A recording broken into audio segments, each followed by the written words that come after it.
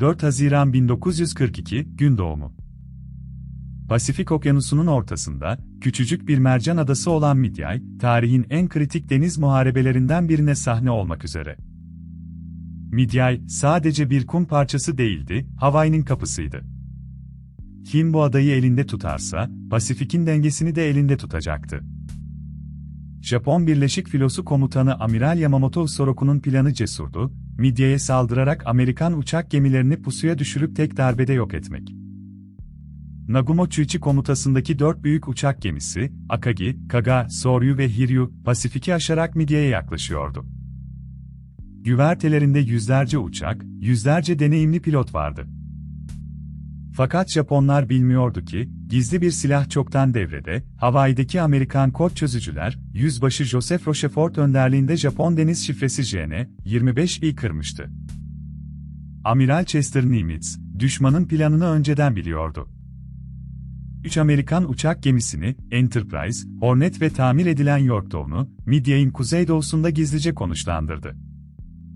Yorktown, Koral Denizi'nde ağır hasar almıştı, mühendisler normalde aylar süren onarımı sadece 72 saatte tamamladı. Pearl Harbor Tersanesi, tarihin en hızlı tamiratlarından birine tanıklık etti. 4 Haziran sabahı erken saatlerde, Japon uçakları Midyay'a ilk dalgayı başlattı. Da savunması ağır hasar gördü ama pist hala kullanılabilir durumdaydı. Nagumo'nun uçakları Midyay'a ikinci bir saldırı için hazırlanırken, Amerikan uçak gemilerinden kalkan torpido bombardıman uçakları Japon filosuna doğru ilerliyordu. Savaşın en kanlı sayfalarından birinin başlangıcıydı. Torpido filosu 8, binbaşı John Waldron komutasında, hiçbir avcı uçağı koruması olmadan düşmana daldı. 15 uçaktan 14'ü düştü, sadece bir pilot hayatta kaldı. Ama bu fedakarlık boşuna değildi. Japon avcı uçakları alçak irtifadaki torpido bombardıman uçaklarını kovalarken, gökyüzünün yükseklerinde fark edilmeyen bir tehlike sessizce yaklaşıyordu. Nagumo o sabah kritik bir hata yaptı, uçaklarının bombalarını Midyay'a yönelik kara bombalarından, gemi saldırısına uygun torpidolara değiştirmeye karar verdi. Güverteler yakıt ve mühimmatla doldu. Tam bu telaş anında, Enterprise'den kalkan Yüzbaşı Wade McCluskey dalış bombardıman filosu hedefini kaybetmişti. Aşağıda yalnız giden bir Japon muhribi, Arashi, onları doğrudan ana filoya götürecekti. Saat 10:22 YDI. McCluskey ve Yorktown'dan kalkan binbaşı Maximum Leslie'nin dalış bombardıman uçakları, tam da Japon güvertelerinin bomba ve yakıtla dolu olduğu anda hedefin üzerindeydi. Sonraki 5 dakika, Pasifik Savaşı'nın kaderini belirledi. Akagi, Kaga ve Soryu art arda isabet aldı, her bombanın patlaması, güvertedeki yakıt dolu uçakları dev birer ateş topuna çevirdi. Zincirleme patlamalar hangarları içeriden parçaladı.